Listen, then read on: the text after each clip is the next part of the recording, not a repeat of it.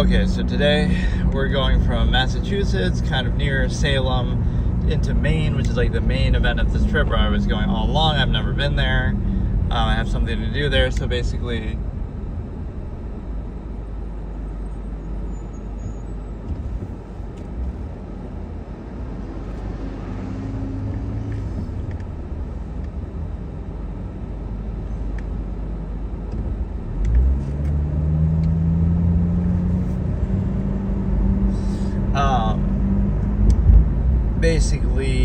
let's try to get on some topics, but Maine is going to be more remote than this. It seems like all these states, with honest respect, are kind of remote. Like, Vermont was very remote. New Hampshire was sort of remote, aside from a few cities that it has. And then Massachusetts seemed a little better, but again, it's if you take away Boston, you could say that with anything, like, take away New York City, but I still don't feel that way because there are some other big cities that you maybe take for granted. Buffalo, Rochester, Syracuse, Albany are all pretty big areas. And what I mean by some of that is like the wideness of it. Like how wide Syracuse is kind of crazy. That whole area feels like humongous, even though you'd say it's not the biggest city. It's very expansive. It just covers a lot of ground the way that some of these cities don't. Right, like some of these weren't that impressive, Concord and shit.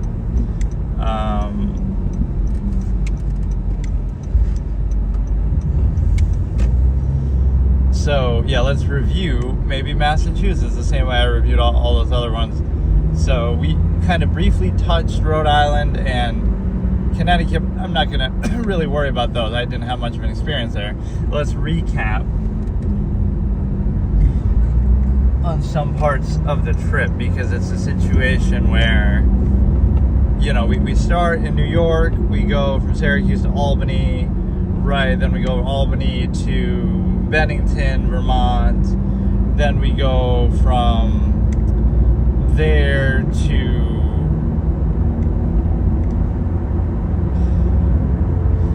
then we went back to Albany, which that was a bit of a detour. Then we go from there to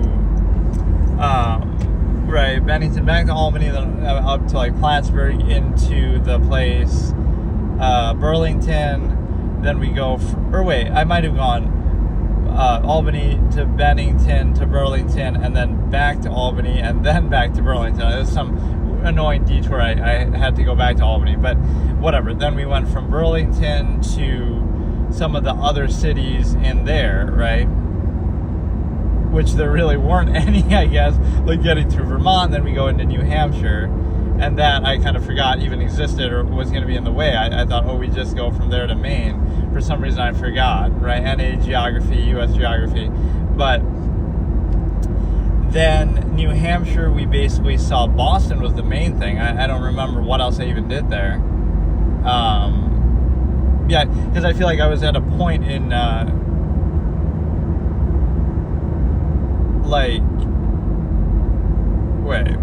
I went through in such an angle that I didn't have to go too far, I guess, to get to Boston. So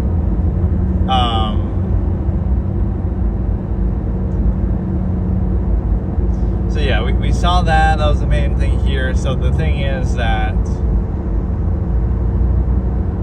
I had several kind of fruit today. Now I'm farting nonstop with some kiwi seeds shooting out. Can I help you? Okay, just go to the bathroom and that'll take care of itself, and don't eat anymore. Seems to be the solution. Alright, so what was I gonna say? So we saw I wanted to review. Okay. Right, so we went from New Hampshire to Massachusetts, but we mainly just saw Boston. So let's review Massachusetts on my criteria of the 5 things that I do. So it's number 1, we give a point for each or not, so then out a total of 5. So 1 would be the population and how spread out and whatnot it is, if it's, balanced and whatnot. I guess I have to give it that point because obviously Boston is going to have a tremendous population, but I'm not so sure about the rest of the state. I didn't see too much of it. right? But I'll give it the benefit of the doubt that it's got a good population. So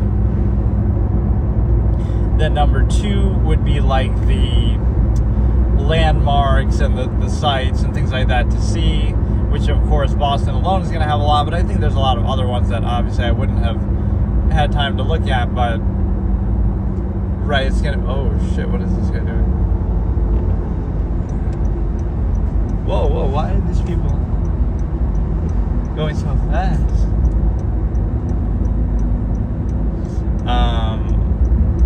But yeah, whatever, it's gonna be,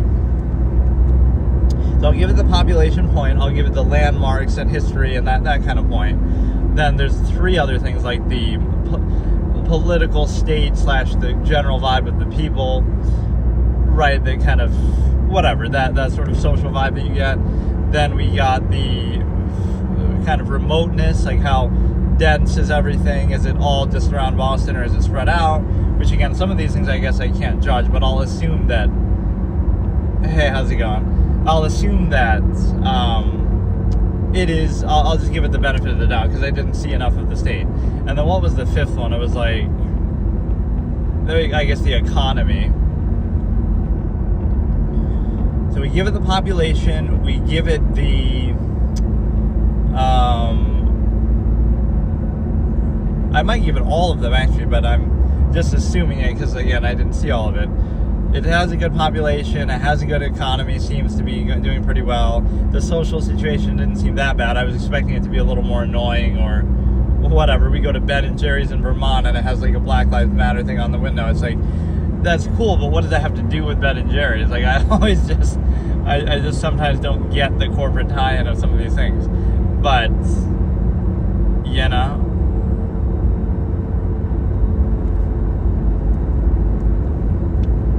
But that's like a good example of social contrivance. Excess is like, oh, you'll pay more at a restaurant or something, so you're paying like $10 for like a single serve of Ben & Jerry's versus just buy it at the store.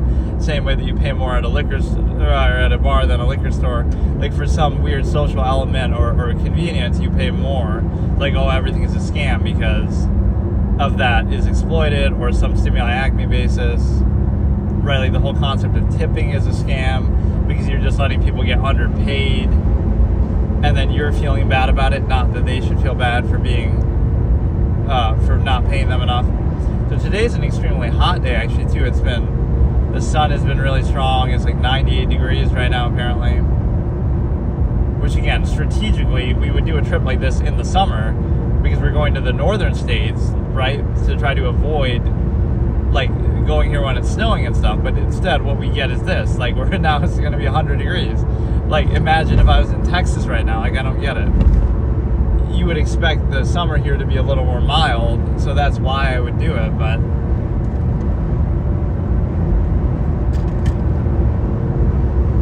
So the other thing is the fact that...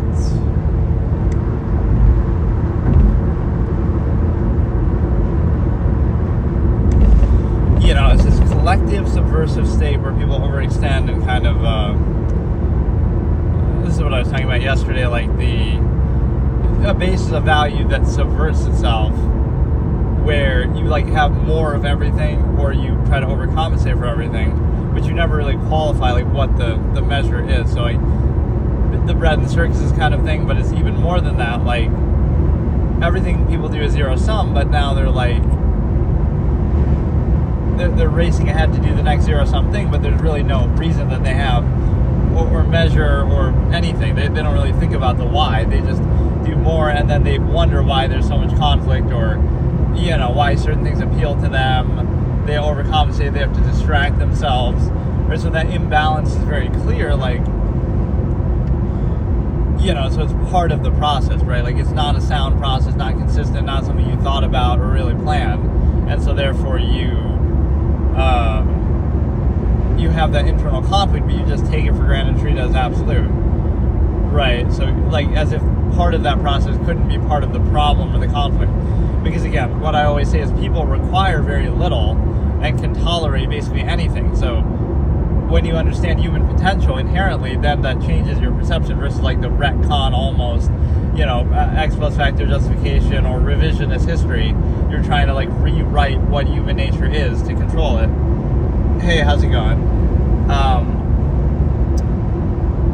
So what that means is that basically, like, people require very little to survive, right? And even whether they want to survive or not is up to them. So you're assuming their intent. But the point is that people require very little, right? People have lived like cavemen, Neanderthals, tribal, all kind of different ways.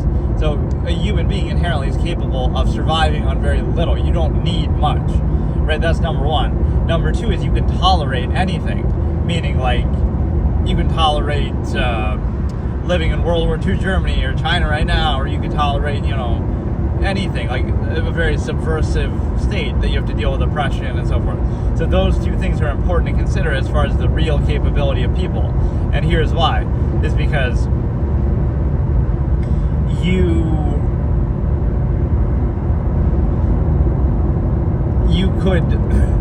don't need very much, right? A lot of the things you have are workforce, so you have to make sure then, are you struggling to get something that you don't even need in the first place?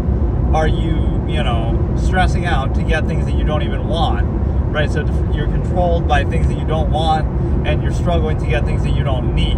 So then maybe you think the conflict isn't that struggle, it's that, you don't even need or want that thing in the first place, but you just feel like you do. You feel, the excesses, the machination process, the conveniences of modern life. But part of it is like, you have to be in the subversive state to do it, right? So it's kind of like, what if you just don't want that? What if you just don't need that? Now that conflict goes away.